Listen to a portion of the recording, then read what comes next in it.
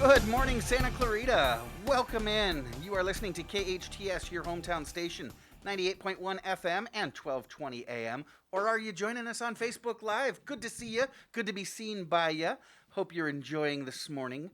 Cracking that first cup of coffee, maybe. This is SCVi and iLead Schools Eye on the Valley. I am Matt Watson. You know, our show, you remember our show, Eye on the Valley. It is brought to you by SCVi and iLead Schools.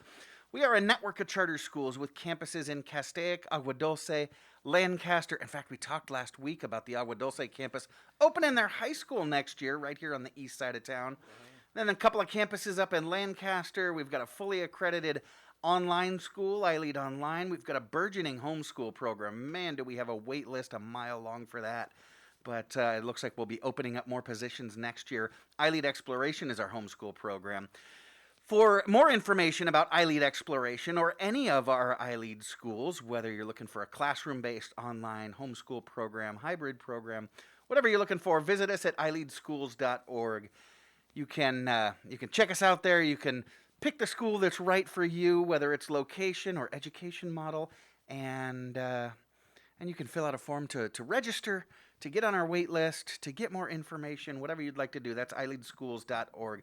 So, we've got our eyes on education in Santa Clarita and across the nation, but like our show says, we also keep our eye on the Valley as well, bringing you everything you need to know about what's what here in the Valley, and we do it all while having a lot of fun, because you know me, I'm a goofball, I'm a joker, and I just won't do it unless I can laugh while I'm doing it. So, gets us in trouble sometimes, Patty, but it's all good. As a matter of fact, I am really excited that you and I could be here today because I thought we were both getting fired last week, Patty. Toward the last segment of the show, Big T was asking for business owners, and yeah. Why do you gotta bring that up Patty, again? for calling Jerry half of a business owner. Why are you putting me on blast and again? I got in trouble for getting her last name wrong. But we're so glad that Jerry Serrati Goldman, that powerhouse of a business owner in town that she is, kept us around for one more week anyways. So it is a happy Friday.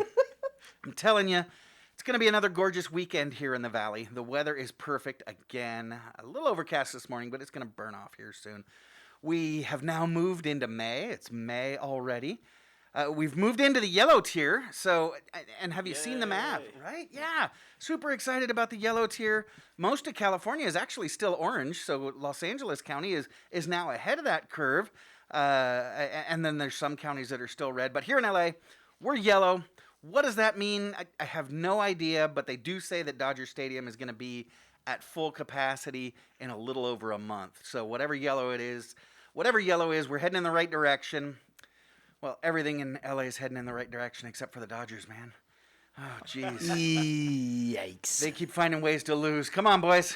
They're in Anaheim this weekend, so and let me remind you that they'll be in Anaheim, which isn't back home, because Anaheim is Orange County. It's not LA. That's right. I'm gonna editorialize a little bit here. Don't forget the disclaimer that you just heard.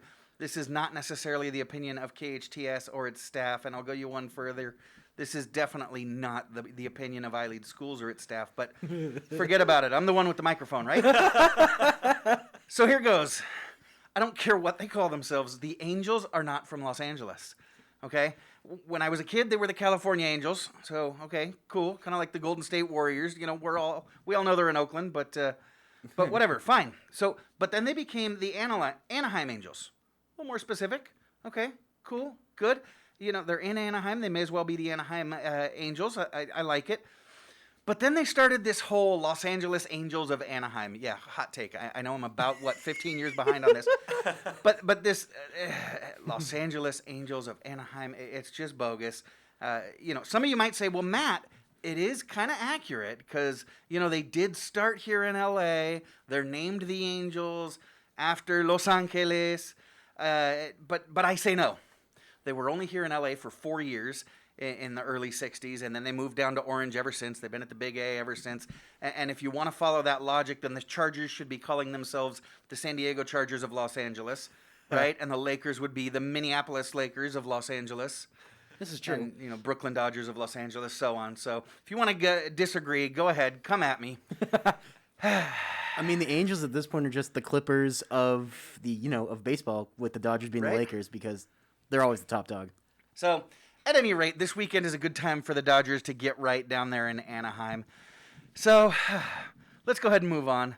This segment has been Get Off My Lawn with Matt Watson.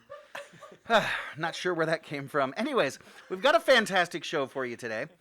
To kick us off, we've got Dr. Joshua Wentz, actually here in the studio. Love having my guests here in the studio. Josh is from Mission Opera. Did you realize that we have an opera here locally? Well, we do. And Josh is going to tell us all about it in just a minute.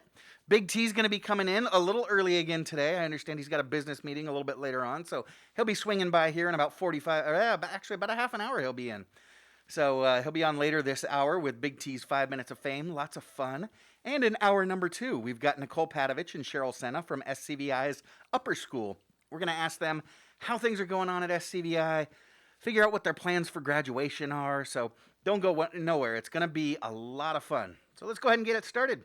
Like I said, my first guest joins me in studio.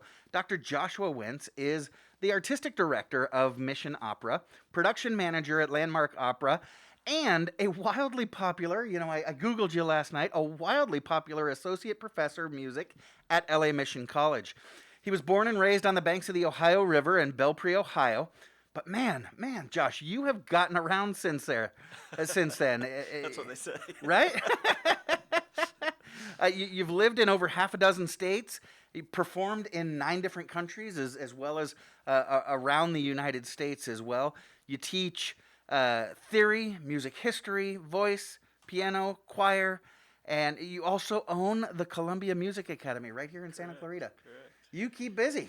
I stay busy. People ask how many hats I wear. I lost count. But doing things you love, it's easy to just expand your net and do more and more and more. There you go. I know he's not the first person to say it, but Mr. Worley at Saugus High School taught me when I was a junior in his class, if you do something you love, then you'll never work a day in your life. That's right. So that is fantastic. Well, thanks for joining us today. We really appreciate it. Thanks for having me. Touched a little bit on it. You're moving around a lot. You've studied a lot. Very smart guy. So tell us a little bit more about your background, Josh. Yeah, no, I grew up in an Appalachian county in the southeastern corner of Ohio, right across from West Virginia. Very coal mine country. Yeah. Which was interesting because it was a lot different than California, a lot different than, and I was really attracted to move out here because of, the difference, the diversity in the culture and the people, and that, but I grew up there, and it gave me a lot of good insight, but it also made me want to get out pretty quickly. My dad worked in coal and was a coal pusher. Okay. I was a first-generation college student, and I didn't know I wanted to study music. Like everybody else, I suspect a lot of your kids at I-Lead schools and a lot of parents that listen to this program are on to their kids about do something that makes money. There's right. this sort of thing about like doctors and lawyers and these big professions that Sure. make money. And my parents were no different. I mean, they pushed me into law, and I actually interned for law. When I went away to college, I really loved music, and I got a music scholarship. Oh. So I went in as a music minor, Okay. and my degree was international business. So I ended up studying. I wanted to go to international law and do that for law school. Well, I got halfway through. I finished my music minor requirements, and they came back and they said, "Hey, listen, why are you not in the third-year classes?" I go, "I'm not a music major." They go, "Why the heck aren't you a music major?" So they threw more money at me as a scholarship to add a second major. I was like, I didn't know you could do that. And my parents never went to school. They didn't tell me anything. So I added music as a second major. I got to the very end. I graduated with both degrees. I was getting ready to go to Capital University in Columbus, Ohio, to their law school. And I had a senior recital. And one of the teachers said, "Hey, look, why are you not going to pursue music? Like, we haven't seen someone like you come through here for a long time." I'm like, it doesn't make very much money. I think my parents would be disappointed, whatever. She goes, "Do me a favor. Would you just go to these 2 auditions? I'm going to line up with my colleagues. Just show up, sing for them, see what they say." And I'm like, "Of course, I'd do anything for you. You guys would, bend over backwards to form me." And so I went to these 2 different grad schools, sang for them. I'm getting ready to go to law school, and I get these calls, and they're offering me full assistantships at both places. So I'm like, do I want to go on and do a graduate degree in music where I'm going to get paid for it and something I love doing and I'm passionate about, or sit in a library and read law manuscripts all day and have to pay oodles of money to do it? Nah, the path was forged and the rest was history. Smart man. So how does your path then eventually lead you to, well, the other side of the country here in Santa Clarita and Mission College? Yeah, well, it was sometime in that school where I would always get cast. Well, I did musical theater and Broadway stuff. I would always get cast as the lead in the musical, because they're like, you sing really well. Well, the choreographer would come in and he would have to choreograph the whole daggone show to meet my dancing capabilities. So eventually I had a director that said, you're just not that great at dancing. Maybe you should pursue opera. And of course I was offended for about a minute. And then she got me in the opera workshop. Great. So it was after school, I had moved to Cleveland, Ohio, and I started singing. I got my first professional gig, and I was jumping around some of the companies in Ohio singing. And then I got a call from Florida. I moved to Florida, and I started kind of my professional career down there, and started getting contracts and moving around and singing all around Europe and the U.S. And so I've lived in Florida and both Carolinas and Georgia. Yeah. And eventually the singing sort of if anybody makes a career as an opera singer, first of all, everybody's like, opera, what is that? Is that still a thing? Yeah, they do that in Italy, right? Yeah, that's what they think. And it's like, okay, yeah. But then being the best of the best and making a career out of it is a whole different story. Sure. So it started drying up a little bit, so I started teaching more. There's always that balance. Anybody in the arts knows there's a balance. You have to, you're like either hustling, bussing tables, or doing something, slinging bartending bottles or whatever, I don't know. But you have to have a side gig, you know what I mean? Yeah. And so I was teaching, and I finally started teaching. I decided to go back and get my doctorate at the first USC. Mm-hmm. Now this make a lot of people the know. First USC. The first USC. Hey. So you're not talking about that stepchild University of Southern California, are you? Ooh, I didn't say that. Okay. Don't come after me. I got no problem saying it. Go Bruins. I got no problem saying that too. Go Bruins. So you're a Gamecock. I'm a Gamecock, All yeah. right. So I decided to go back. I was in the Carolinas, so I went, did my DMA in music, and then I knew if I wanted to be a professor, I had to do that. So I ended up doing that. I got a full-time job out of all places in the world, Western Wyoming. I don't know if you've ever been to Western Wyoming. I have not. You're not missing much. I mean, it is the land that has been forgotten. Okay. You drive through there, and it's just tumbleweed, nothing, But all right. Anyway, I built a music program there. It was a lot of fun, and then I started teaching full-time and singing part-time. Mm-hmm. But I didn't have a whole lot of performance opportunities there because it was Wyoming, So after 2 years, I ended up really pounding the pavement. I got a job at LA Mission College in Sylmar, real close to here. I moved to Santa Clarita in 2015, and so I'm pretty much a new resident, 6 years or so. Yeah. I just bought a home in Castaic, so I'm not going anywhere anytime soon. Good to hear, and congratulations. Yeah. And so you're living up here in Awesome Town. You're teaching at Mission College. And I read the story last night. It's fascinating, and I want you to share it with our listeners about how Mission Opera gets started. Because, like I said, you're teaching at the community college in Sylmar, and you decide to open up an opera there in Sylmar. Can you tell us the story about it? Yeah, exactly. And really, it was people have always been confused because of Mission College and Mission Opera.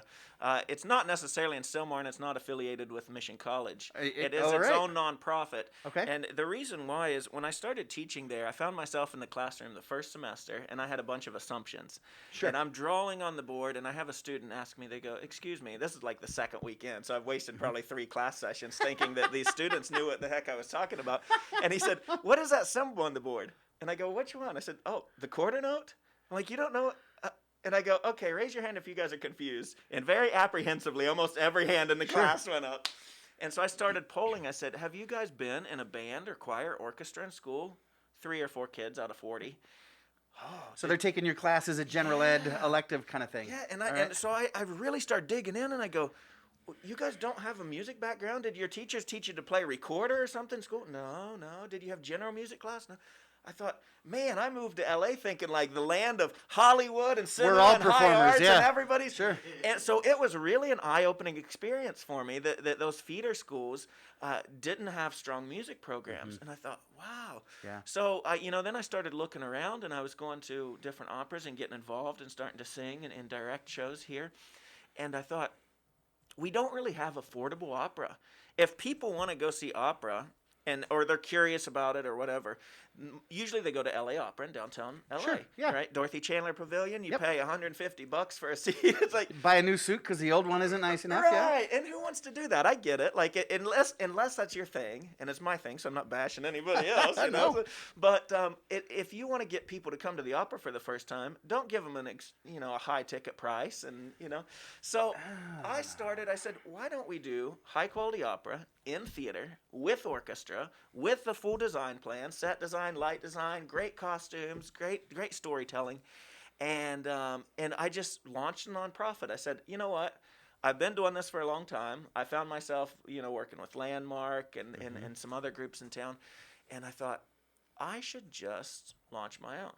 And I did. And we did all the work in the foundation in 2018 so that on January 1st, 2019, we could launch. And I put together a board of directors, which are all fabulous. And a lot of arts organizations have pay or raise boards, right? Raise money, Sure. pay money. Yeah. No, I don't think. I think that people that have experience to give can really work and help us. So we've got a couple lawyers on the board, an accountant, PR people, marketing, whatever. And that's really helped us be successful so far. We're relatively new, but we've done 8 shows in Santa Clarita and Sylmar. We always do every show. We'll run in the theater at Mission College in Sylmar, and then we'll close it and pack up and bring all our stuff up to my church, the Santa Clarita United Methodist Church on Bouquet Canyon. Yeah. They've been very gracious in sponsoring us. They're the big church across from Trader Joe's. So. Right. Yeah. So we're actually getting ready to springboard back into live opera after the pandemic. I love it. We're doing an outdoor opera. Okay. We're building a stage. We have a large parking lot there on the north side of that church. We're building a stage, setting up the elements. We're selling tickets right now at missionopera.com. And tickets are only $25. Like I said, I want affordable opera for people. Josh, this is crazy. So you got full opera company, full orchestra. You're not requiring your board to donate $100,000 a year. You're only charging $25 a ticket. How do you sustain it? Very carefully. I'm very cheap. Okay. I look for All right. bargains. I look for deals. Yeah. All right.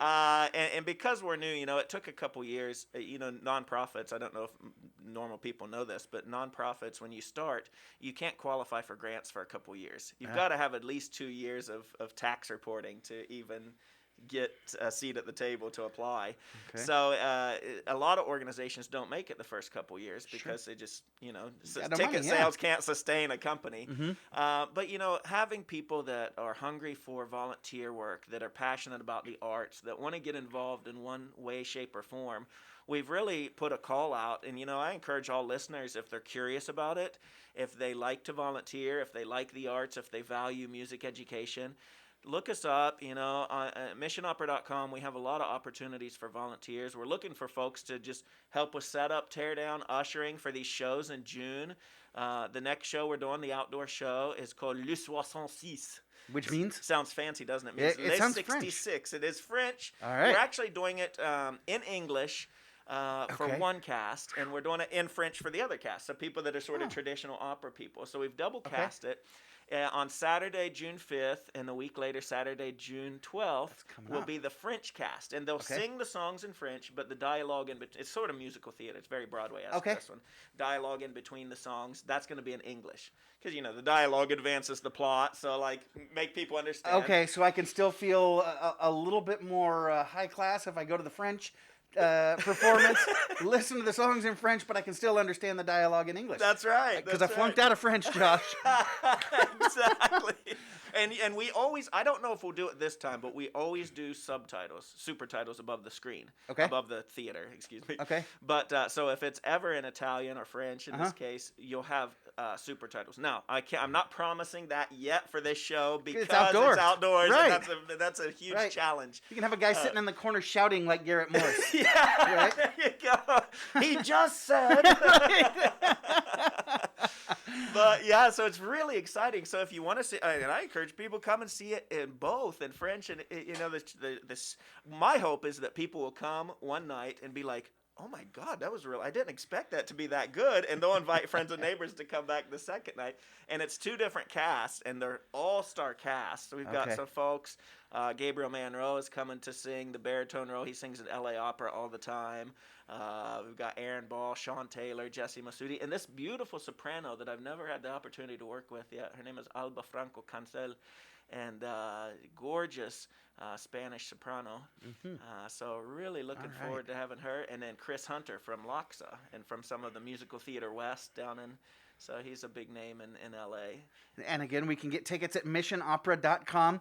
That's June 6th in full English, June 12th, the songs in French, dialogue in English, here at Santa Clarita United Methodist Church, right there on it's Bouquet and Espuela, right there on the corner. Got it. We're talking this morning with Dr. Josh Wentz, Professor of Music and Artistic Director of Mission Opera. When we get back, we'll hear about some more of the shows that they've performed in the past and a little bit more about their company. You stick around. I'm Matt Watson. This is SCVi, and I lead schools Eye on the Valley, and you're listening to your hometown station, KHTS.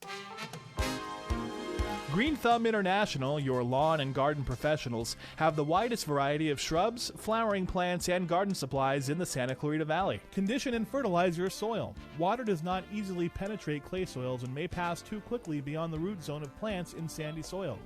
Adding organic matter to these soils will help correct imbalances and reduce water waste. On Newhall Avenue in Old Town Newhall near Sierra Highway, Green Thumb puts the green in your thumb.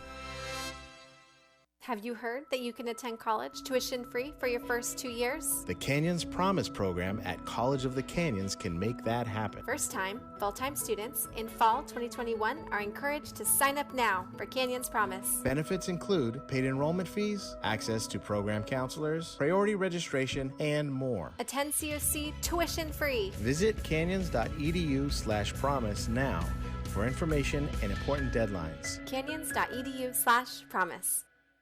Are you looking for educational flexibility and choice? Look no further than your front door. iLead Exploration's independent study program is passionate about personalized learning. Our mission is to inspire learners to become creative problem solvers, compassionate leaders, conscientious collaborators, and responsible citizens who develop a lifelong love of learning. Our families partner with a credentialed teacher to customize each child's educational path. Families access community partners to choose a variety of in-person, online, and at-home options to create an optimal learning environment for each learner. Our program also values community, and through a variety of field studies, service projects, park days, and family gatherings, we provide many opportunities to foster friendships. Because there are currently in-person limitations due to COVID, we are offering activities online through webinars and virtual field trips. iLead Exploration is a tuition-free, independent study charter school program serving grades TK through 12 in Los Angeles, Orange, Kern, San Bernardino, and Ventura counties. To learn more about our program, visit iLeadExploration.org. iLead Schools, free to think, inspired to lead. Traffic brought to you by Reeves Automotive and the CHP, who remind automobile drivers that motorcyclists can be hidden in your car's blind spot. Always take a second look when changing lanes or turning at intersections. Your following distance should always be at least 4 seconds. Moms, dads, this is Cardin Ellis, owner of Unipest. If your house has ants, spiders, or gophers, or you want a free orange oil termite inspection, you have to call Unipest Termite and Pest Control, Santa Clarita's only factory-certified orange oil pest control company. We specialize in organic, low-impact, and traditional pest control options that are all kid-friendly, pet-friendly, and affordable with no contracts, and we're SCV owned and operated. Call us at 661-BUG-7575 or visit unipest.com. Excellence isn't just a word, it is what we deliver. Vanguard Protection Group is committed to providing its clients with the highest echelon of protective services available. Our clients not only receive the security services they contract for, but also reports that are well-written, articulate, and thorough. Our patrol officers operate at the highest levels and have an impressive rapport with local law enforcement. With military, police, private policing, and courtroom experience, you can trust that we have the strength to deliver our promise of excellence. Contact Vanguard Protection by calling 661-753-3611 or visiting their website at vanguardprotectiongroup.com. When you look at your child, you see so much. A creative spirit that surprises you every day. A little leader growing to discover who they are, what they love, and how they can make the world better. At SCVi, we see those same amazing things. Our tuition-free TK through 12 charter school provides boundless opportunities to think critically and imagine freely, with a learning program customized just for your child. Today, that means empowering your child to bring strengths and passions to the distance learning environment. Our approach keeps your child and family in step while online, inspiring your learner to keep growing without missing a beat. At SCVi, your child will find even more ways to grow with projects and activities in STEAM, robotics, theater, music, and sports. With the only international baccalaureate program in Santa Clarita, SCVi produces graduates who excel at top universities and in life. For enrollment information or to learn more about our distance learning program, visit ileadsantaclarita.org. iLead Schools. Free to think, inspired to lead. Your hometown station. KHTS is the only station I listen to. 98.1 FM and AM 1220.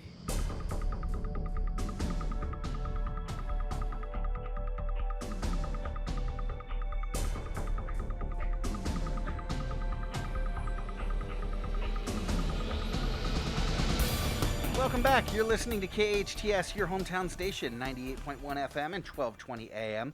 This is Matt Watson, and you're listening to SCVi and iLead Schools' Eye on the Valley. We're talking this morning with Professor of Music and Artistic Director of Mission Opera, Josh Wentz. And I got to tell you, if you were listening last break, he's just a kick in the pants. We had a great time during the commercial break, just chatting it up, having a lot of fun with him here in studio. And he's bringing opera to the North San Fernando Valley and right here in Santa Clarita. So, Josh, one more time, you mentioned the show that you're doing at Santa Clarita United Methodist on Bouquet Canyon, right across from Best Buy and Trader Joe's there, June 6th and 12th. Tell me again the name of the opera. Yeah, 5th, 6th, and 12th and 13th. Okay. There's 4 shows, actually. Great. The name of the opera for us Anglophiles is Les 66. Okay.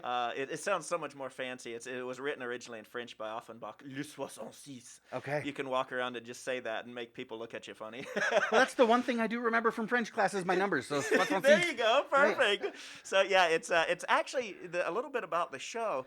It's a very short operetta. It's only about 55 minutes in length, and it's very musical theater-esque. There's a song and then dialogue that advances the plot, and another little song. It's only got 3 singers. Okay. We got 2 casts, 2 phenomenal casts, and pretty much the story is about it's operetta, which means little opera. So if you think of Gilbert and Sullivan, this is the guy that influenced them. He was writing these little cute, funny, comedic, fast-paced operettas in Paris, and probably the 1850s, I would say. And he wrote this little piece, and it's very, very rarely done. We're looking right now because we think it might be a U.S. premiere. We think this piece has never been performed in the United States yet. But don't quote me on that because we're still doing a little research to dig. But it certainly will be a West Coast premiere, which would be very, very cool. And it's about these 2 little German guys that are traveling. The one girl her cousin has called, has a cry of distress. Her husband's left, and she can't take care of the kids. So this girl comes from her village. She's going to leave hometown and venture out and go and find her cousin and help her survive.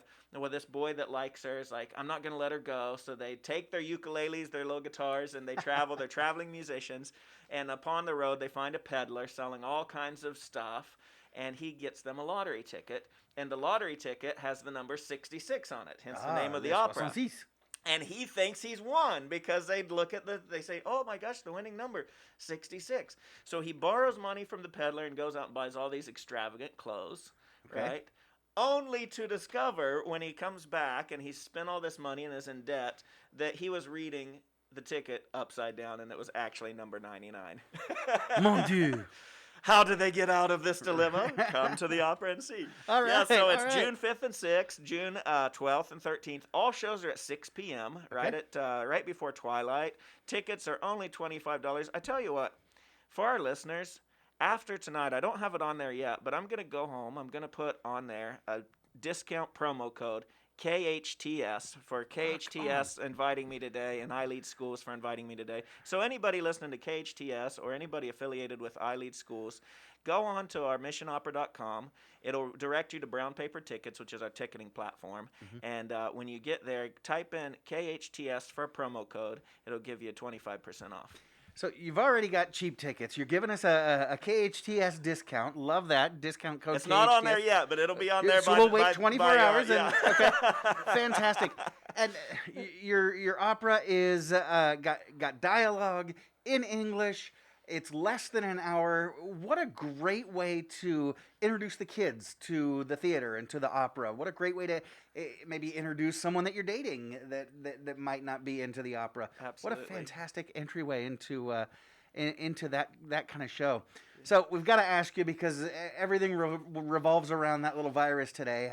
How did the pandemic hit you? Did you guys just have to shut down for a year? Or? Yeah, well, we we shut down for quite a while. We were preparing a huge season because we had really started to get a lot of momentum with our 2019 year. Yeah. And we had we had 5 shows planned. Our next show was going to be Don Giovanni in May 2020.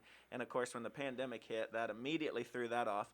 We spent most of 2020, we started doing a virtual choir, and we invited people from all over the world to join this virtual choir, which was kind of fun. It was just a project that I was exploring with tech, IT and video editing and whatever.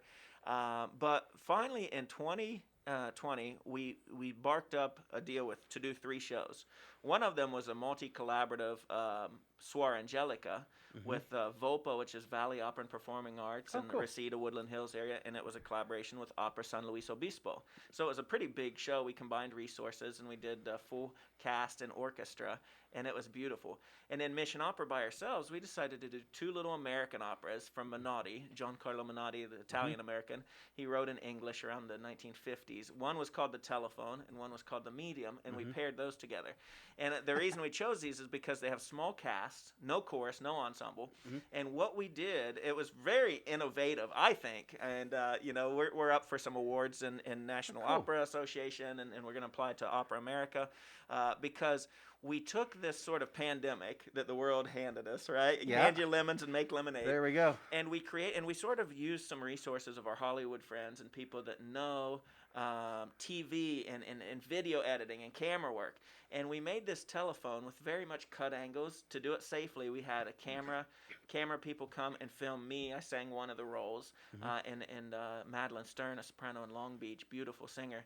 And her husband filmed her and all these angles that we gave her. Great. And we compiled them, put them together, hired a video editor in Atlanta, and he made this very slick product. Nice. And the medium, actually, we hired Metropolitan mezzo-soprano, Metropolitan Opera, Janet Hopkins. She lives in, of all places, Columbia, South Carolina. All right. And so Dan from Atlanta went to Columbia, filmed her, got this stuff, put together this beautiful audio track, and then we had individual singers come into the church. We built a sound studio in my church.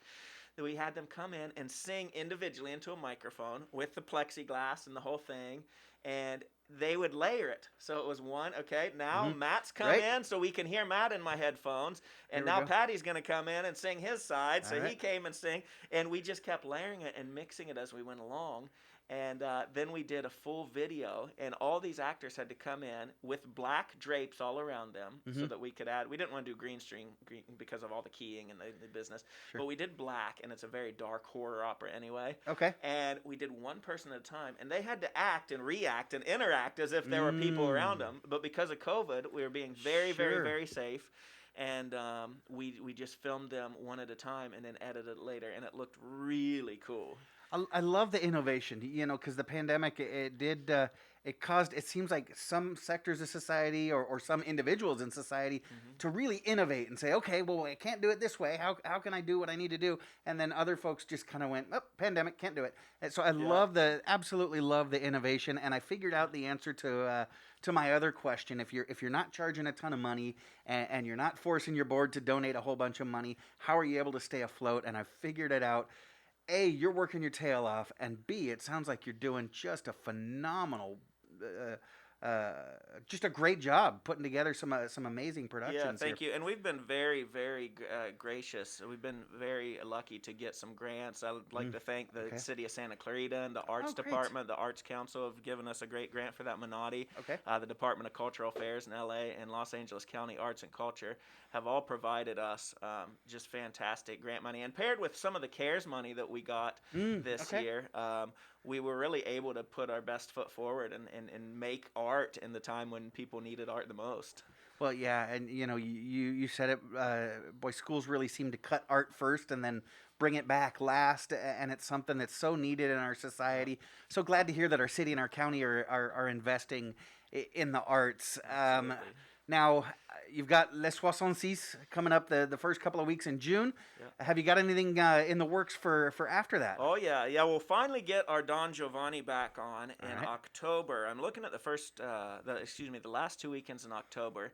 This will be at Mission College in Sylmar, but of course, in typical Mission Opera fashion, we'll pack up and bring it up to Santa Clarita for a final performance. Love that. And this is my own concept. Don Giovanni is a Mozart opera, almost 300 years old.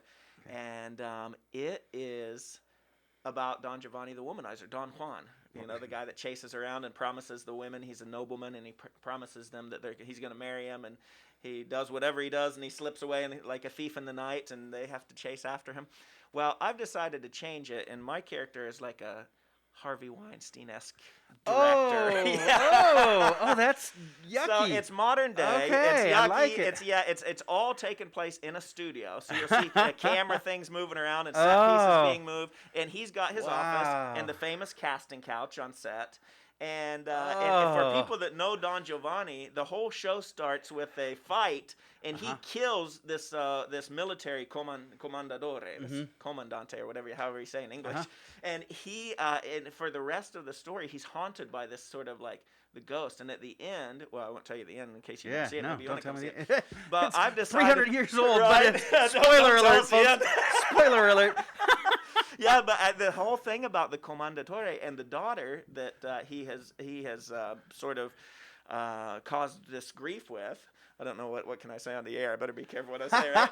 So they're all a figment of his imagination. He's battling schizophrenia. So come check it out. So dealing with mental health as well. Yes. So taking a 300-year-old opera and really brought it into the 21st century. Absolutely. I love it. Dr. Josh Wentz, professor of music and artistic director for Mission Opera. Now, Dr. J, I know they call you Dr. J out there at Mission. I don't know if you've got time for it. I don't know if you realize, Mom makes me put my brother on the show every week. And he calls in, we goof off a little bit. If you've got the time and you've got the patience, the tolerance level for it, can you stick around?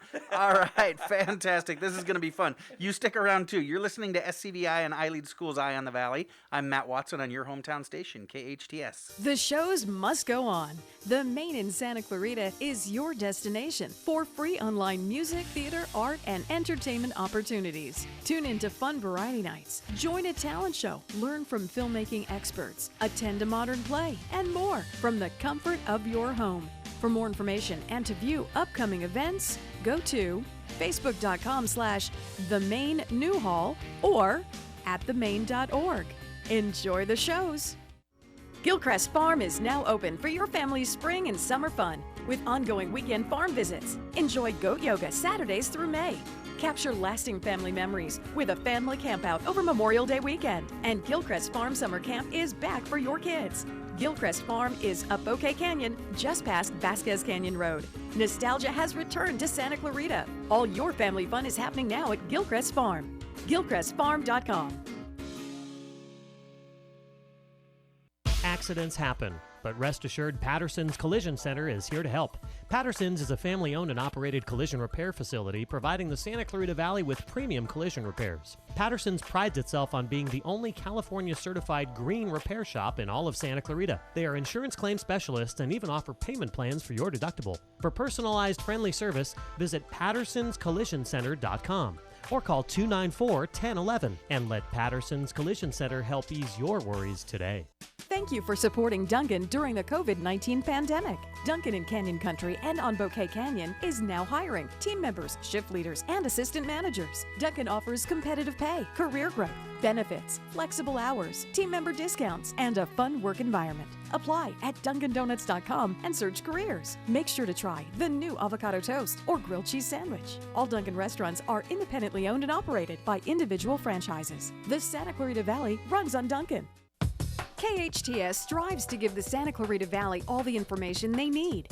And when our computers aren't working the way they should, we call Resurgence, your true source for IT. Resurgence provides outstanding customer service while also providing the highest technical ability. They strive to do what's best to improve and protect your business. For more information on Resurgence, call 349-4114 or visit resurgenceit.com. Hey, Ned, what's with the cape and tights again? Didn't the boss tell you about that? No, this time I'm really a Pacific Air hero. I'm flying around keeping our customers cool with our WOW AC tune-up. It's Super Ned to the rescue! Get in the truck, Ned. Well, we're not letting Ned run around in tights. But we are saving people every day. Mark Schneider and daughter Kaylee for Pacific Air. We're saving people from a hot, miserable home caused by an aging or broken AC system. When you call Pacific Air, we know your time is precious. So we promise on-time service to save you time. And right now, with every WOW AC tune-up, we will disinfect and sanitize the inside of your heating and air system free. We think you'll say, wow! When you want the best, call Pacific Air. Get Pacific Air's WOW AC tune-up for just $77. Go to pacair.com, Pacaire. Remember, without the E, it's just air. Your hometown station, KHTS.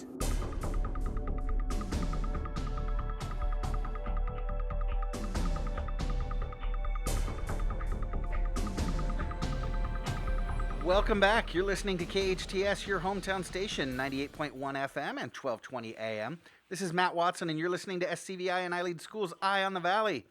Professor of Music and Artistic Director of Mission Opera, Dr. Josh Wentz, joins me this morning. And now, it is time for Big T's 5 Minutes of Fame.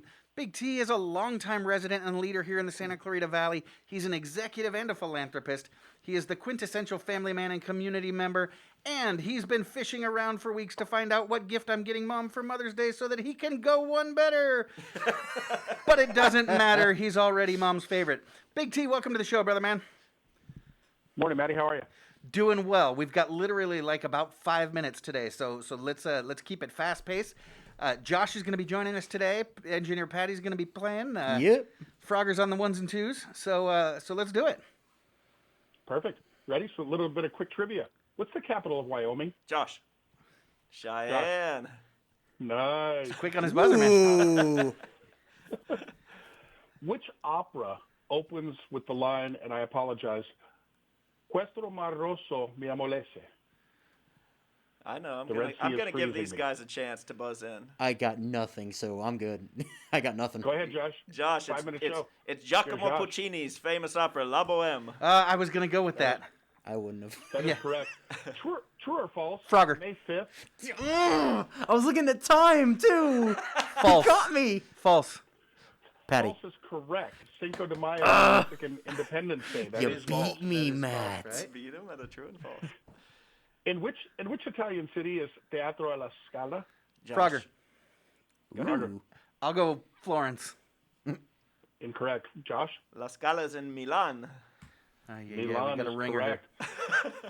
I love opera trivia. This is great. What's the family dog's name in Peter Pan? Frogger. Frogger. Sandy? No. Patty? Patty. Sparky? No, incorrect. Fluffy? Nana. Oh, yeah. That's right. What's the name of the pet dinosaur in the Flintstones? Patty. Dino. Very good. Nice. What's the dog's name in Jetsons? Frogger. Frogger. That's Astro. Astro is correct. What's the dog's name in the Brady Bunch? I don't know that one. Frogger. Frogger. Tiger. Tiger is correct. Nice. And we're tied up. Real quick, I got some song lyrics. You get 1 point for the artist, 1 point for the name of the song. If you hesitate, somebody else can steal one of those. So quickly, dearly beloved, we are gathered here today to get this thing called life. Frogger. That's Prince. Let's go crazy. Let's go crazy. Wow. Somebody once told me the world is going to roll me. I ain't the sharpest tool in the shed. Oh, Frogger. Oh, no. That's All-Star. No. Is it? Josh. Josh. Chumbawamba. Blink-182. It's Smash Mouth. Smash Mouth. Oh, I could have just buzzed in. I just didn't think. Just a small town girl living in a lonely world. Patty. That's Journey. Patty. That is Journey. And Don't Stop Believing. Perfect. Oh, Hello, wow. Darkness, my old friend. I've come to talk to Frogger. you again. I don't even know the band. I know the song. That's Simon and Garfunkel, The Sound of Silence. Perfect. Wow. Go shorty. It's your birthday. We're going to party like it's your birthday. It's your birthday. Right? Yeah. It's your birthday. I don't know. That's 50 Cent in the club. We're moving on. Right? We can all sing it. We just don't know who. Just another word. Freedom is just another word for nothing left to lose. Frogger. Frogger. Joan Baez. Me and Bobby McGee. That is incorrect. That's Janis Joplin. Janis Joplin. In what opera does the soprano die by being thrown into a cauldron of boiling oil? Oh. That's a tough one. Yeah, I don't know. Patty, Lord of the Rings? No. La Juive? Juive? How do you pronounce that, Josh? La Juive? Depending on what language it's written in. La Juive. Exactly. Right? Exactly. All right, some more music. Well, I've been afraid of changing because I've built my life around you. But time makes you bolder. Even children get older, and I'm getting older too. Oh, Frogger. That's Landslide. Frogger. Yes. And can't remember who sang it. Light female. Anybody voice. else? Colby Calais. Fleetwood Mac. Fleetwood Mac. There we go. Hey, Big T, I think we got to run, right, Patty? We got about a minute and 15. All right, let's go two more. Okay. Two more. I was working as a waitress in a cocktail bar when I met you. Frogger. That's Frogger. Don't You Want Me by... Yep. By... Okay, that's in sync right evenly. there, I think. Ba. Nice. Pull, Patty. Nice. Yes! All the leaves are brown and the sky is gray. Josh. Oh. California Josh. Dreamin'. The Mamas and Perfect. the Papas. You got the artist? Outstanding. Yeah. All righty, Big T. That's we're gonna have to wrap up. Let's check the final score. Patty got 3. Josh got 5. Frogger got 7. Frogger we killed win it. again. This is the order still correct. Dr. Josh Wentz of Mission Opera, thanks so much for playing Big T. Always thanks for stopping by. I'm Matt Watson. You're listening to SCVi and I Lead Schools Eye on the Valley on your hometown station, KHTS.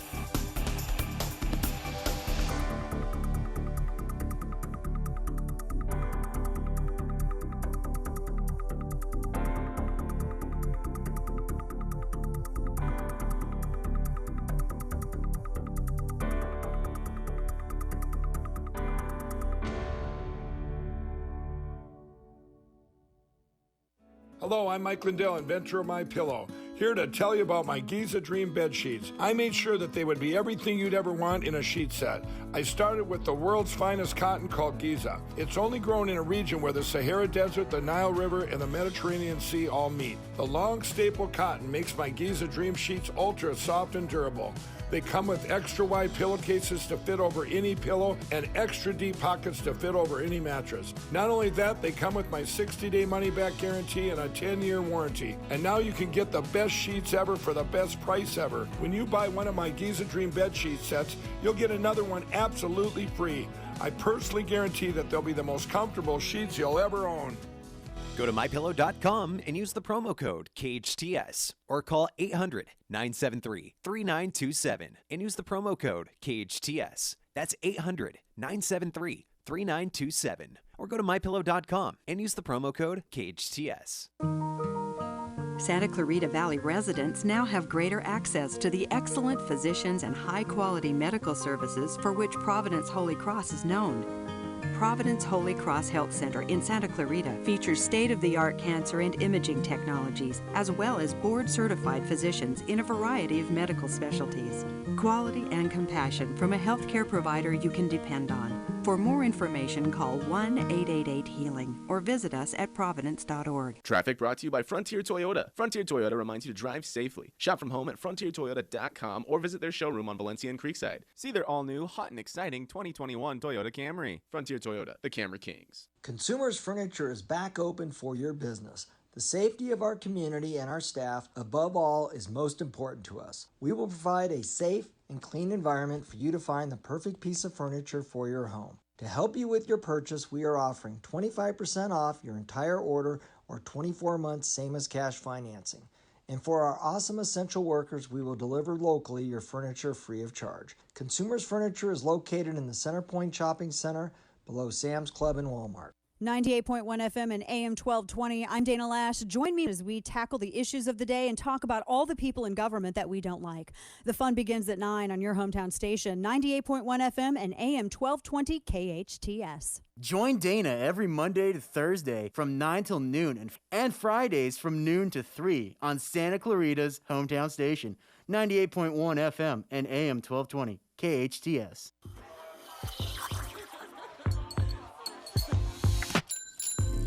Bring your life. We'll help you make the most of it. Introducing 5 Point Valencia, a familiar place, and yet wonderfully different, with a fresh mix of homes, schools, parks, trails, and open space. All tuned to the way people want to live today. Learn more at valencia.com. KHTS, AM 1220 and 98.1 FM Santa Clarita. It's 9 o'clock. Time for national news on KHTS. A push from the president. I'm Lisa Brady, Fox News. President Biden expected to use today's disappointing jobs report to argue for his jobs and families plans after a big drop in hiring in April compared to March. Labor Secretary Marty Walsh telling Fox News. Under normal circumstances, 266,000 jobs would be a great day, but we're obviously not living in normal times. Walsh also rejects what some business owners are saying, that expanded unemployment benefits are delaying a return to work. The U.S. Chamber of Commerce is now calling for an end to the extra $300 a week included in the president's COVID relief package. 4 former Minneapolis police officers now face federal charges in the death of George Floyd. A federal grand jury has indicted former Minneapolis police officers Derek Chauvin, Thomas Lane, Jay King, and Tu Tao. All 4 involved in last year's arrest and death of George Floyd. They're accused of violating Floyd's constitutional rights.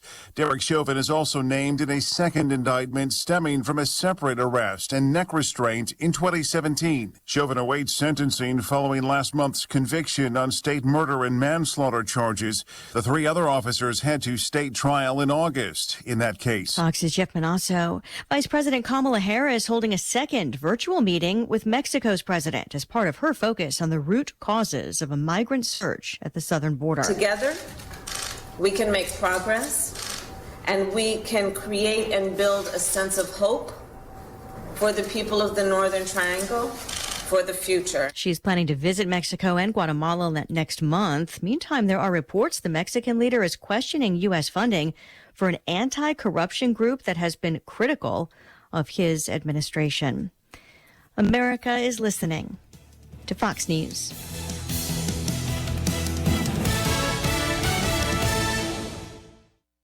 Drowning in IRS debt? If you can't afford to pay your IRS debt due to economic hardship, you can now be free of IRS collection efforts by taking advantage of a special IRS tax hardship program. This program allows Americans who owe the IRS to resolve their delinquent tax debt once and for all. In some cases, maybe even reducing what you owe significantly. An open phone line has been established by Community Tax for consumers to call and see if they qualify. Simply dial 800-506-6041. If you owe back taxes to the IRS and cannot afford to pay them back or have years of unfiled tax returns, help is standing by. Just call the Community Tax Helpline today at 800-506-6041 for the help that you need. Don't take on the IRS alone. They can attack your wages, savings, pension, home, and even your Social Security check. Call 800-506-6041 to see if you qualify. That's 800-506-6041. Pfizer plans to seek full FDA authorization for its COVID vaccine, along with partner BioNTech. The shots are currently provided under an emergency use authorization. Separately, the FDA is expected to decide any day now whether to grant emergency authorization for the Pfizer vaccine in children 12 and older. Educators predict that development will significantly speed up the reopening of schools closed during the pandemic. Fox's Jonathan Seri. Meantime, Britain shifts gears again ban on vaccines over persistent concerns about rare blood clots. British health authorities say anyone under the age of 40 should be offered an alternative to AstraZeneca's coronavirus vaccine. The shot, which is not yet approved in the US, has been central to the UK's vaccination campaign.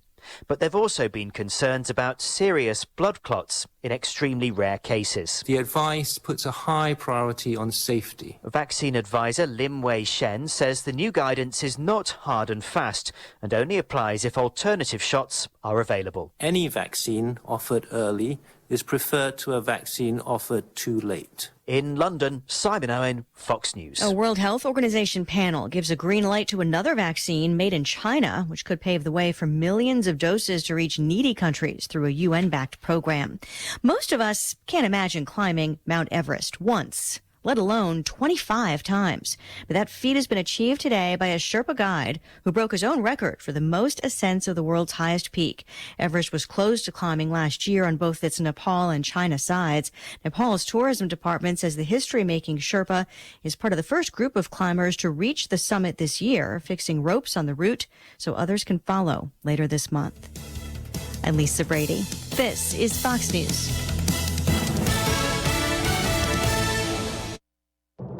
I'm Lauren Simonetti, and this is the Fox Business Report. Stocks turned higher after a mixed start to the session. Investors were surprised by the latest reading on the job market. There were only 266,000 new jobs created last month. Economists were predicting as many as 1 million. The unemployment rate rose to 6.1%. However, interest rates declined following the report, and stocks moved higher. GoPro shares are higher. The camera and electronics company says it passed more than 1 million subscribers in the recent quarter, though it did lose money in the period. Ruth's Hospitality Group is reporting a stronger than expected quarter. The owner of Ruth's, Chris, says sales have improved as restrictions ease, and it's more efficient with its workforce. Ruth says it is seeing more groups coming into dining rooms, including some business customers. That's your Fox Business Report. I'm Ginny Coselda. Invested in you.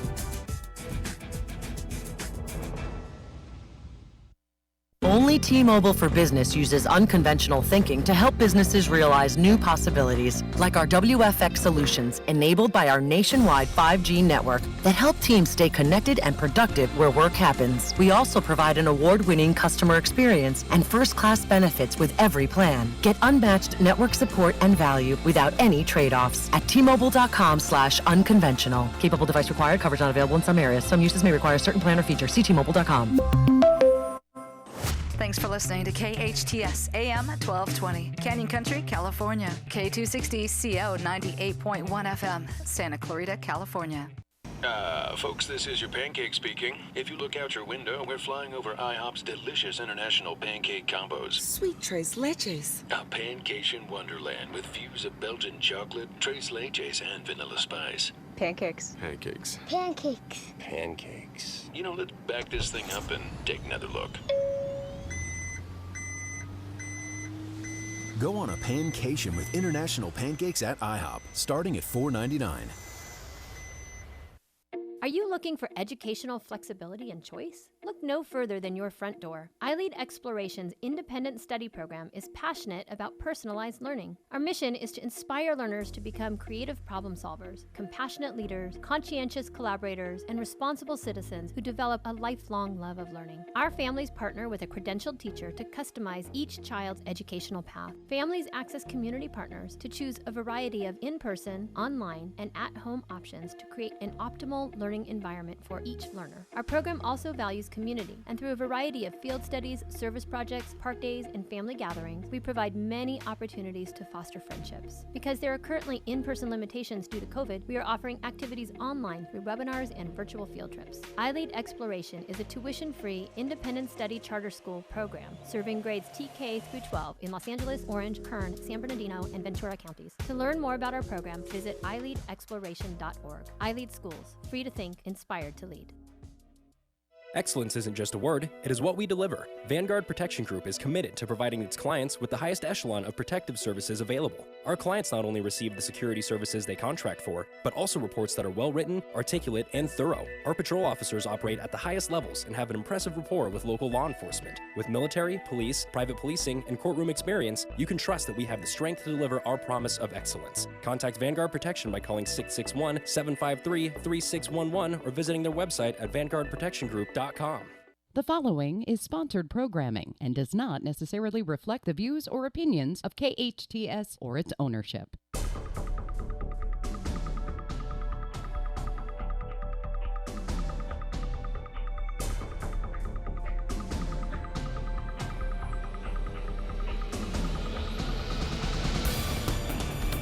Welcome back. You're listening to KHTS, your hometown station, 98.1 FM and 1220 AM. This is Matt Watson, your host. You're listening to SCVi and I Lead Schools, Eye on the Valley. We are joined now by one of my favorite people in the world. She is an absolute pillar of I Lead's founding school, SCVi, and, just a foundation of SCVi's high school, or upper school, as we like to call it. We're going to actually talk to her in just a second. We call things a little bit differently at SCVi, and you're going to find out why. But she is a fantastic leader, educator, mother, and friend, and, she's also the loudest, most rambunctious person in the piano bar. Upper school IB coordinator, founding facilitator, and educator at SCVi. Good morning, Cheryl Sena. Welcome back to Eye on the Valley. Good morning, Matt. I always like to be on your show because it gives me a good boost of my ego. Thank you so much for that wonderful introduction. Oh, absolutely. We love having you on, Cheryl. As I said, you are a founding facilitator from SCVi. We opened up, 13 years ago now? Back in 2008, and you were there from the very beginning. So let's get started with your background. Let's go back way before SCVi was ever founded. Tell us a little bit about your story, because I know you were born on the East Coast. How did you find our joyous little hamlet here, the Santa Clarita Valley, and how did you find SCVi? Well, what happened was I grew up in a city north of Boston, Revere, Massachusetts, and when I was in high school, I was a broadcast journalist. We actually did project-based back then. Oh, wow. Way back then. I had a radio, television production studio in my high school, and starting my freshman year, I would go deliver my newspapers, because I was a paper girl. I was always working hard even back then. Deliver my papers and get to the studio by 6 a.m., and we'd read the Boston Globe and pull things off of AP and make our stories for the day, and we would shoot them by 7 p.m. I think we made a every other day show. Okay. And it broadcast to the whole town of about 150,000 people back then. And it was kind of cool. And I wanted to do that with my life. Went to Hofstra University. I got accepted to quite a few of the big schools, but Hofstra gave me a nice chunk of change. And I studied broadcast journalism there.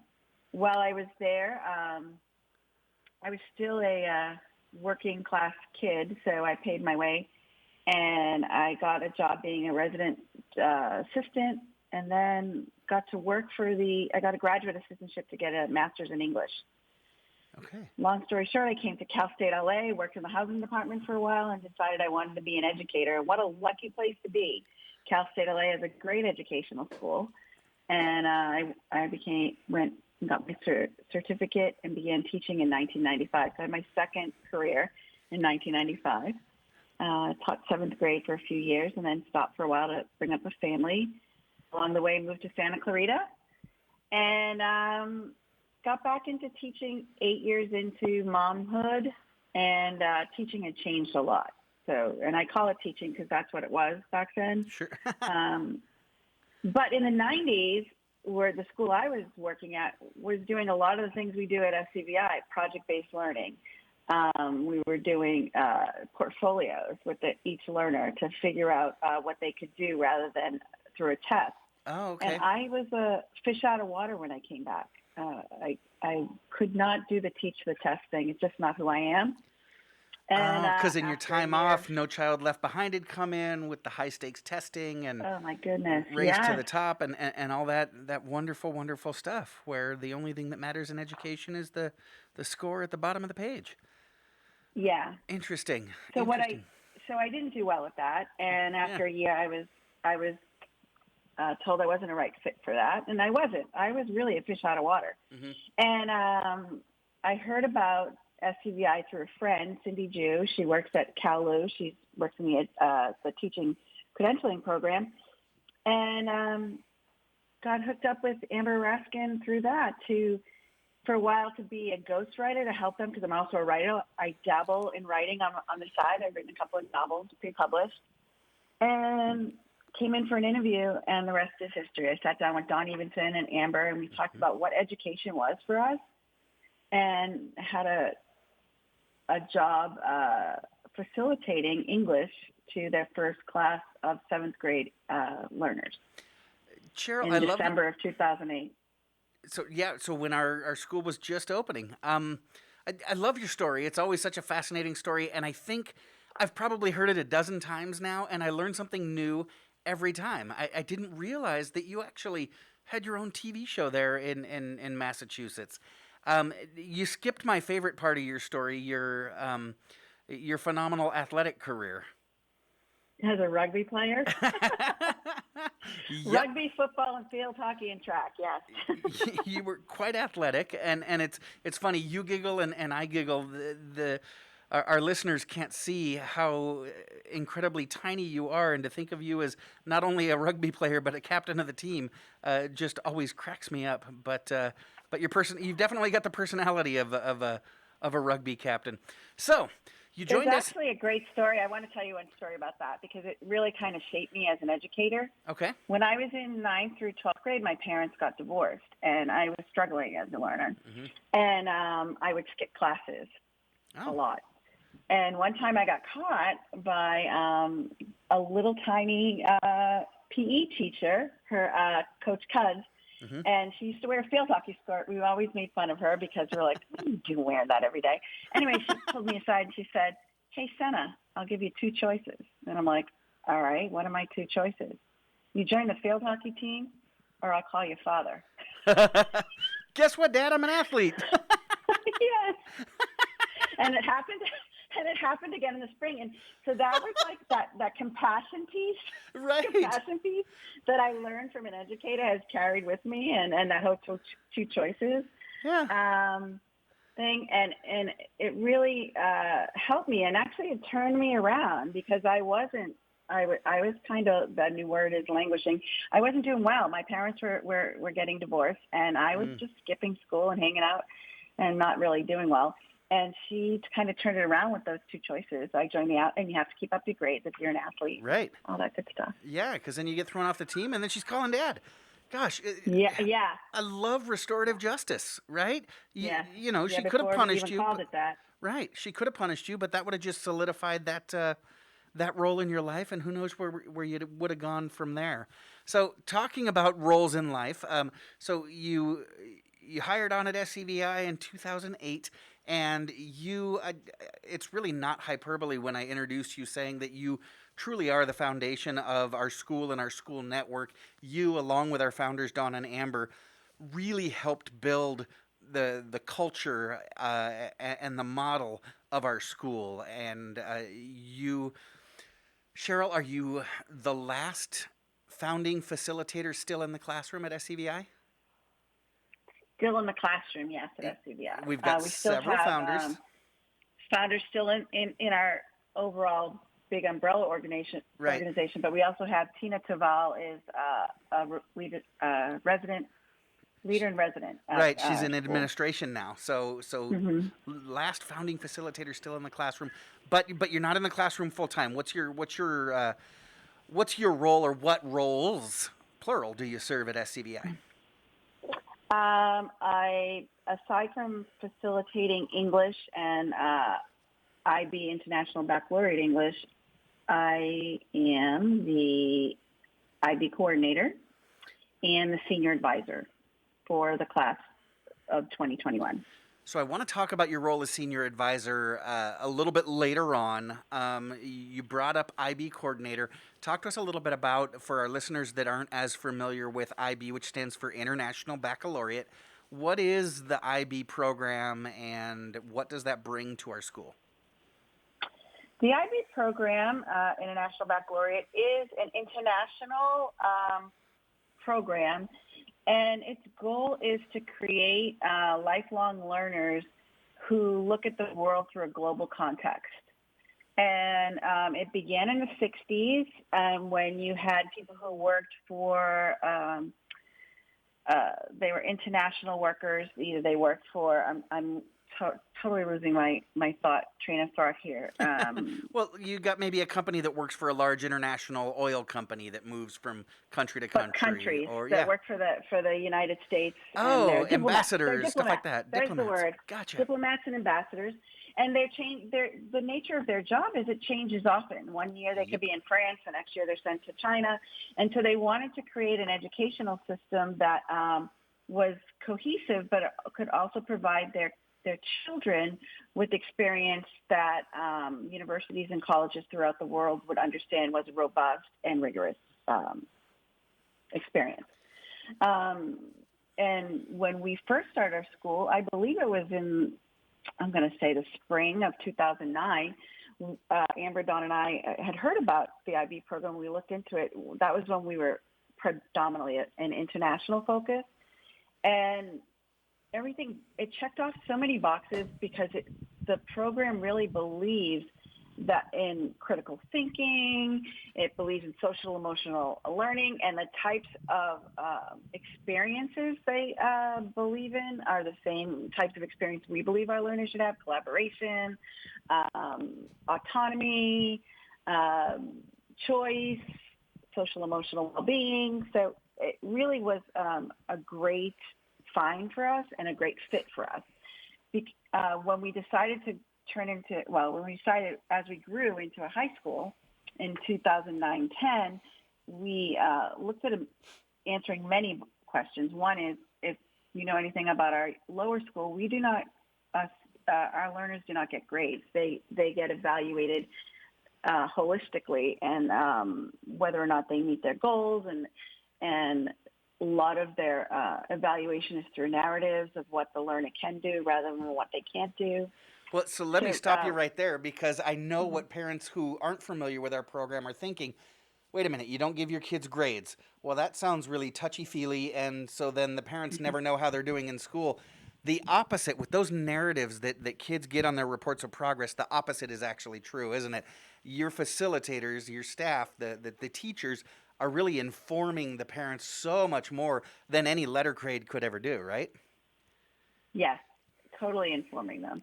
It's really about each facilitator gets to understand the learner's strengths and their challenges and work to differentiate their the classroom goals so that the learner is not able to reach them, but also sometimes they go above and beyond and teach us a few things about what we thought the lesson was supposed to be. It's as an educator, it was game-changing for me. And so then in 2009, we wanted to continue with that.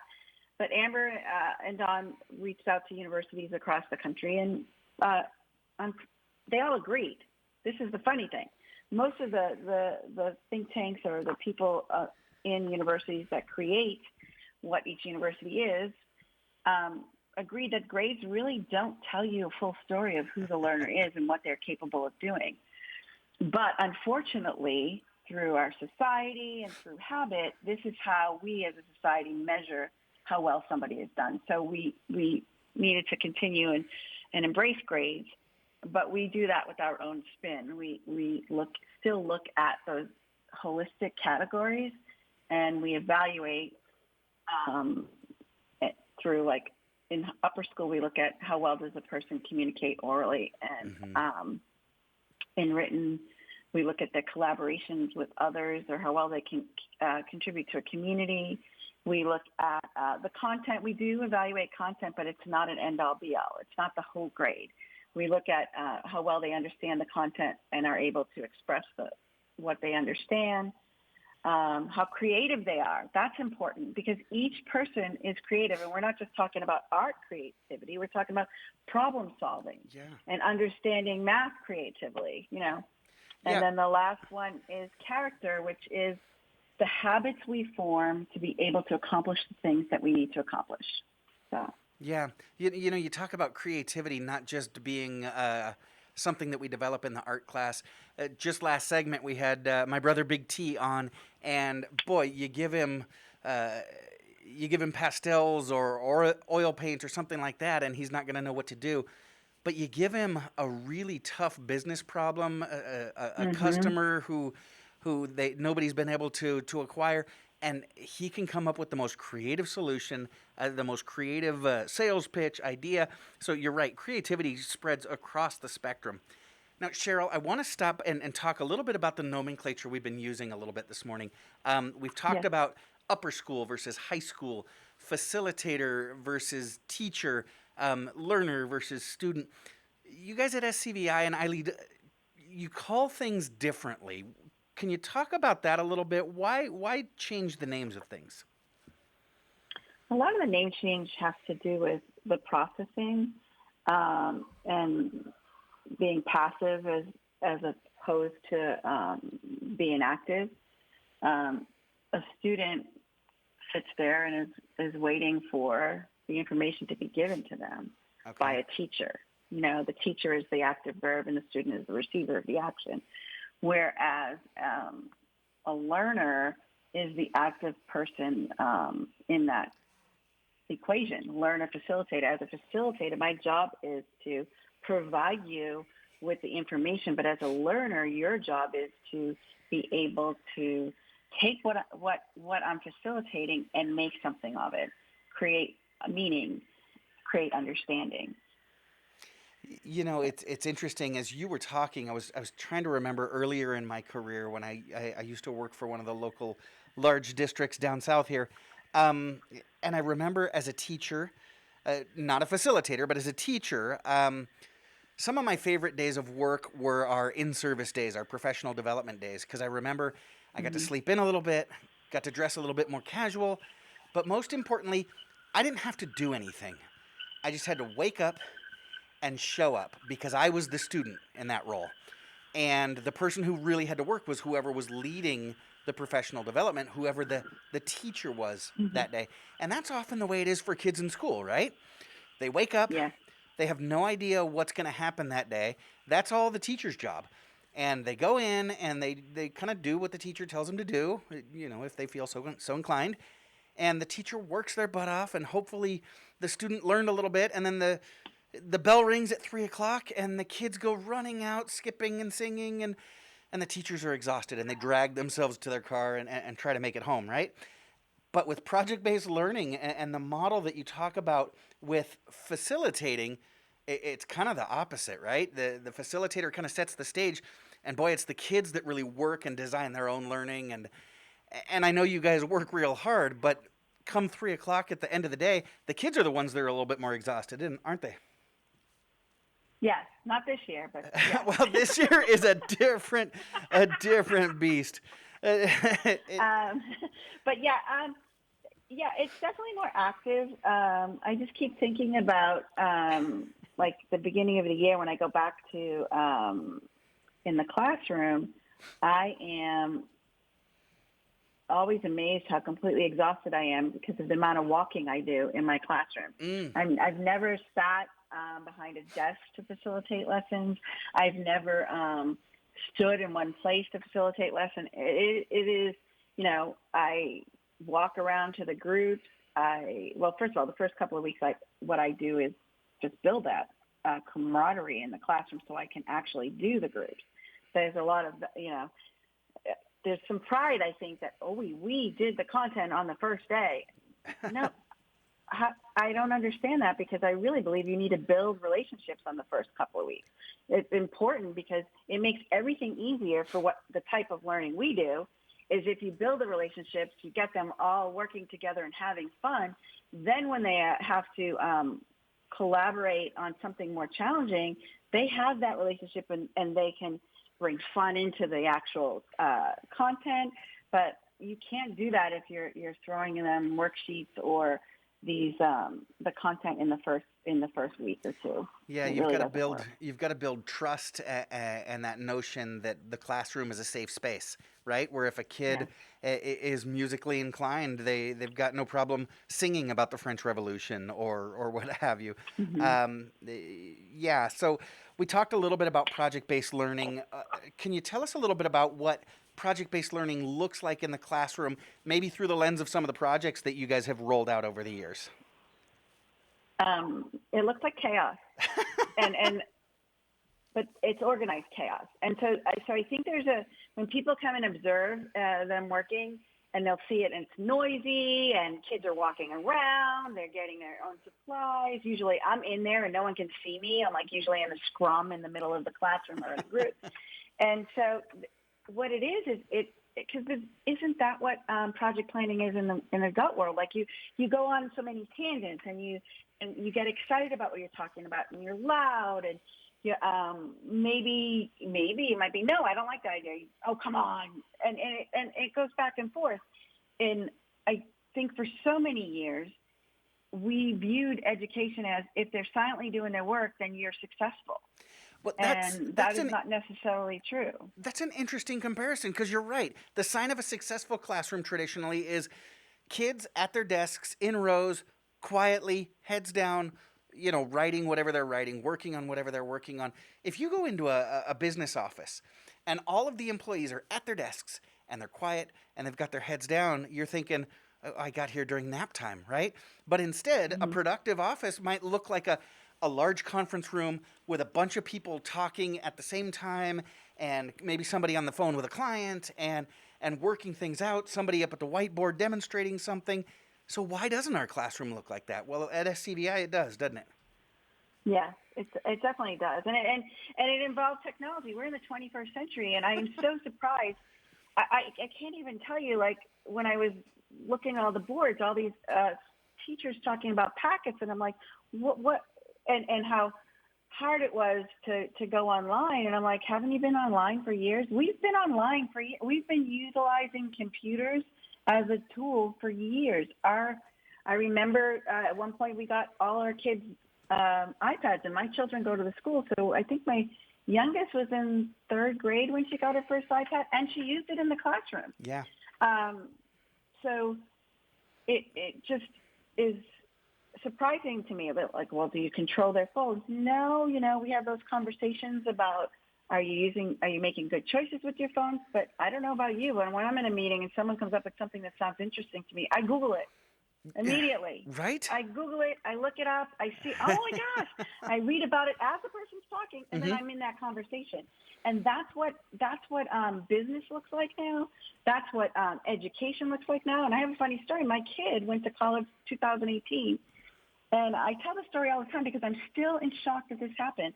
She's at a NYU, a great school for theater where people are gregarious, in her first theater class.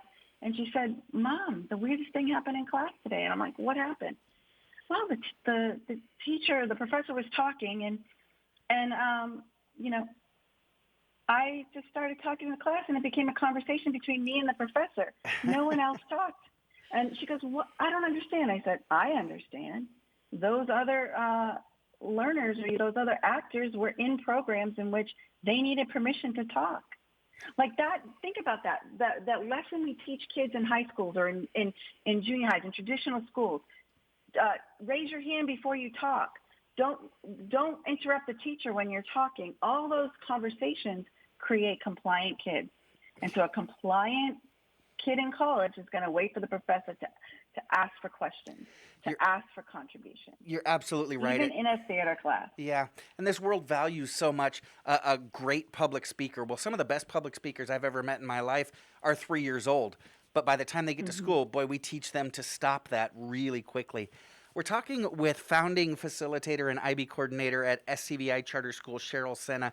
I want to talk a little bit more about the program that you're running, Cheryl, as well as Well, what's going on with spring events since you're the senior advisor? What's going on with graduation? Let's do that after we get back from these commercial breaks. You're listening to SCVi and I Lead Schools Eye on the Valley. I'm Matt Watson on your hometown station, KHTS. When you look at your child, you see so much. A creative spirit that surprises you every day. A little leader growing to discover who they are, what they love, and how they can make the world better. At SCVi, we see those same amazing things. Our tuition-free TK through 12 charter school provides boundless opportunities to think critically and imagine freely, with a learning program customized just for your child. Today, that means empowering your child to bring strengths and passions to the distance learning environment. Our approach keeps your child and family in step while online, inspiring your learner to keep growing without missing a beat. At SCVi, your child will find even more ways to grow with projects and activities in STEAM, robotics, theater, music, and sports. With the only international baccalaureate program in Santa Clarita, SCVi produces graduates who excel at top universities and in life. For enrollment information or to learn more about our distance learning program, visit ileadsantaclarita.org. iLead Schools. Free to think, inspired to lead. Your hometown station. KHTS is the only station I listen to. 98.1 FM and AM 1220.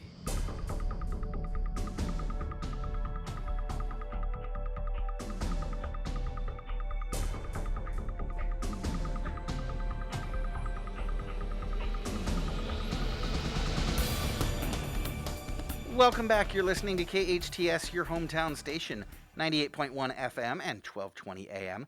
This is SCVi and I Lead Schools Eye on the Valley, and I am your host, Matt Watson. We're talking this morning with SCVi Charter Schools Upper School Senior Advisor, Founding Facilitator, and IB Coordinator, Cheryl Sena. Now, Cheryl, I want to grill you really quickly. We'll, like Big T does, we'll do a quick lightning round with some of the questions that families often ask when they hear for the first time that we're a charter school. And so what does that mean? So let me just kind of pepper you with maybe some self-gratifying questions. So you're a charter school. You're not a public school, right? We are public school. We are definitely receive public funds. The charter has to do with our charter is a contract we have with the district to operate our school within the district. And that is Hart District. Okay, so we're authorized by the Hart District. So still a little bit confused here, Cheryl, and yes, I'm playing a game with you. So what? I just hope I can pass your game. So what kind of tuition do you guys charge? How much does it cost? Since we're a public school, it doesn't cost anything. It's nothing. It's a free public school, but Free not public like school. the district school down the street. You guys have the opportunity to do things a little bit differently. For example, you guys are TK through 12th grade. We talked with Declan Thomerson a couple of weeks ago, and he was super excited. He's been at SCVi since kindergarten. He's now in high school and just loves the fact that he can go to school, the same school, his entire life. And I know there's a lot of families and siblings that love being able to send their different age kids. So you don't charge tuition. You guys are a public school. And so are you open for just that neighborhood where the school is there on the west side of the valley? No, we're open for any learner who would like to come in. So what you do is you, in the winter, you sign up to be a part of our lottery and to get in. And if you get your numbers pulled, you then apply to your school, your home school, your neighborhood school, and they divert the funds to SCVi. So, not all of the funds, a portion of the funds. So I want to make that clear. It's 75% of the funds, I believe, right, Matt? I think it's a little bit more than that now. I think it's gone up, but you're absolutely right. We do get probably, and now I'm just going to pull this out of the air, I think it's closer to 85 cents on the dollar. So yeah, we have less money, but charter schools tend to do more. Like you said, your daughter had her iPad there in class in third grade, and all of the kids did. I know we're one-to-one in laptops in the high school and almost across the campus, and a lot of our campuses are one-to-one. And then we talk about project-based learning and the different interactive things. We'll talk about some of those things in just a second. But yeah, we draw families from Canyon Country and Newhall and Saugus and Valencia, well, and even as far west as Ventura County, right? We've got lots of families that come from Piru, and even further west than that, we've got families that come up from the San Fernando Valley. Essentially, if you are in the LA County or surrounding areas, you can attend our school. And so it's important to know that.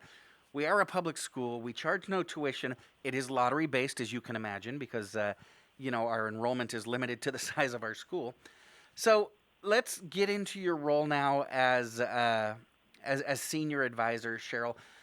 First of all, we talked with Chris Nilsson recently. She talked about all the amazing schools that our kids are getting into, but by nature of those relationships that you develop with your kids, you stay in touch with a lot of your graduates as they've gone off to college. What are you hearing from our kids who have gone to college? They've enrolled in some of the small independent schools that Chris talked about, some of the larger, more prestigious schools. They've gone all across the country. What are you hearing from our graduates about how well prepared they were to go on to college or career? It's funny you should say that. I got a text from one of our founding graduation class seniors who is going to Italy. Oh, wow. And I believe she just recently graduated last year from, I'm trying to think, it's not Fairleigh Dickinson. It's a college in Pennsylvania. But here's the thing. She's going to Italy. She's decided after everything that she's learned that she wants to take more classes in art history. And she's made this decision to move across the continent and do that. And I was really excited to hear that. It's something I knew that it was who she was to the core. She loves art. She loves history. But she discovered that in college. And then another learner graduated early from college, from George Washington College, and is currently at Case studying law. Oh, wow. To become a lawyer. And I have to tell you, I had that young lady, Paige Greeno, I'll name her, and the other learner was Amanda Lopez-Fasanella. Oh, Amanda went to Franklin and Marshall. That's the... Franklin and Marshall. That's why I said Franklin Pierce. I knew I'd get it wrong, so my head, I have that kind of memory. I know when I'm getting it wrong, but I get it half right. So Franklin and Marshall is a tiny little Ivy League school founded in part by Benjamin Franklin. Mm-hmm. Fantastic. She did wonderful there. And here's the thing. She hit a major roadblock, but our kids have learned that failing isn't necessarily a bad thing. It gives you the opportunity to learn new things about yourself, and was able to push through that. And I was very happy about that for her. And Paige, I knew she was a lawyer when she was in seventh grade. When I had her in seventh grade, I had the honor of following her up a few years, and then again working with her in high school. So it's just they definitely, the learners who go off to college say that, and then there's learners who maybe wait a year or two to go back to college, and who reach out and say, I did get the skills. I got the skills, and I'm using them now. So I think that the one thing that we do well is we honor learners where they're at, mm-hmm. and to let them know that whatever decisions they make, that's who they are, and mistakes happen for a reason. They're there to teach us a lesson, and sometimes maybe a 4-year college isn't your path in the first right after college, but there are so many other paths to get there. And maybe you want to be someone who's a welder, and that path isn't a 4-year college. So we're all about honoring your path.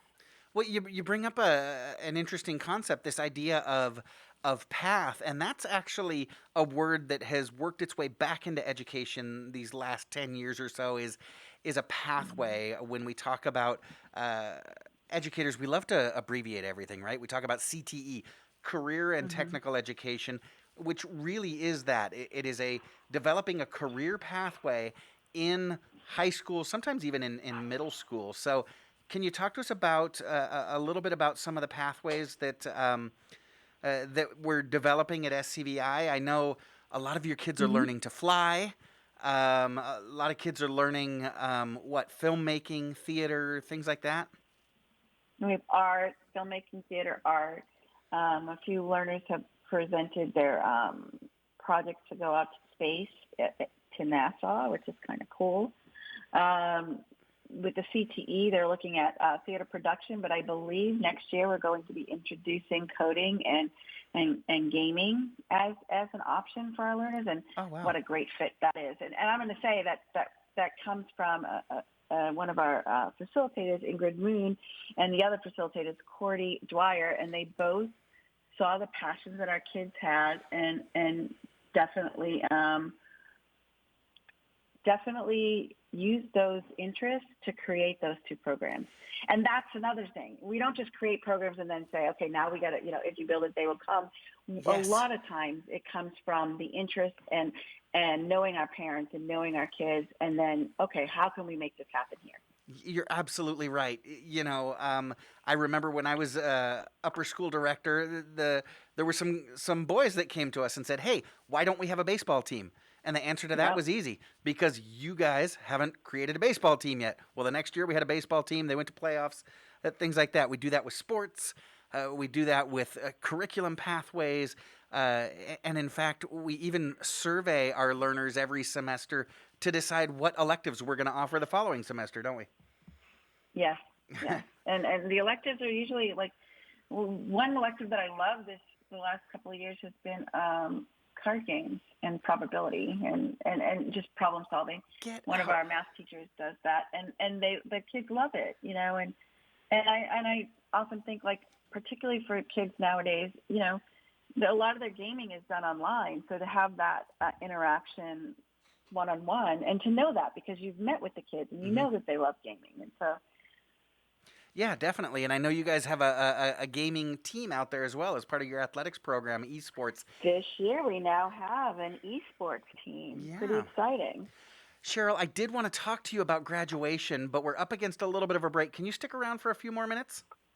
Of course. Fantastic. It'd be my pleasure. Fantastic. Cheryl Sena, founding facilitator, IB coordinator, and senior advisor at SCVi Charter School. We'll talk a little bit more about some of the great things going on and what's coming up. What's graduation going to look like at SCVi this year? This is SCVi and iLead School's Eye on the Valley. I'm your host, Matt Watson. We'll be right back on your hometown station, KHTS.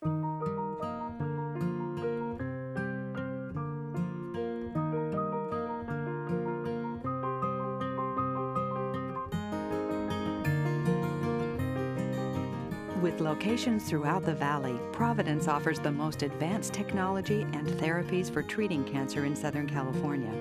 Call 1-888-HEALING for your annual checkup or second opinion.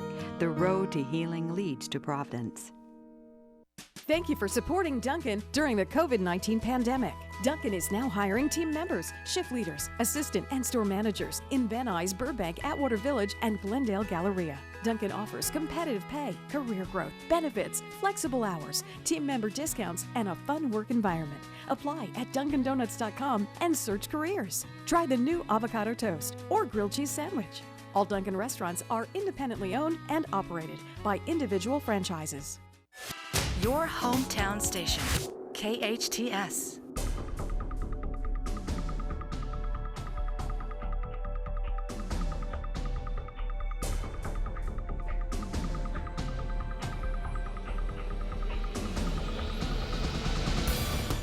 Welcome back. You're listening to KHTS, your hometown station, 98.1 FM and 1220 AM. This is SCVi and iLead School's Eye on the Valley. I am your host, Matt Watson, and I'm joined this morning by SCVi Charter School's very own Cheryl Sena. Cheryl is an English facilitator, a founding facilitator, which means she's been there since the beginning. She has helped build that school from what it was to what it is today. And she's also, did we say senior advisor? She's also okay, you're also the IB coordinator. We already talked about that. I want to talk a little bit more about the work that you're doing with our seniors, because it's springtime, Cheryl, and this is when we're typically talking about proms and senior trips and graduation and things like that. And I was a senior parent last year, and our family was part of that class that really got the shaft. No prom, no senior trip. graduation was literally a drive-by, jump out, grab your diploma, get back in the car, and go home. So can you tell us, I think what folks are looking for the most, if we have to give up some things, but we can keep something, folks are hoping for a graduation this year. So can you tell us what graduation is going to look like? I can definitely tell you. I'm going to start off by saying this year's graduates at SCVi is our first full founding class. We have 5 graduates who joined us in 2008 who are graduating, 2 from our homeschool division and 3 from our on-site division. How did that slip my mind? I've been waiting for this for years. So these kids are those kids that I was talking about that have attended from kindergarten through 12th grade. Yes. Oh, fantastic.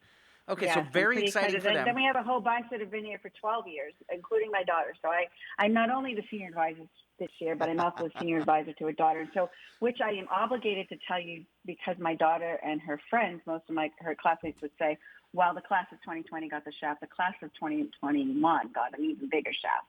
They haven't seen each other most of the year. Right. And they didn't get anything. They didn't get the sunrise. They didn't get the winter sunrise. formal. Yep. They didn't get the fall activities. They got nothing. Mm-hmm. So these kids are, I have to tell you, like I think the New York Times said the word languishing to describe them. These kids are really like languishing because it's been a year of hopes and dashed hopes and hopes and dashed hopes.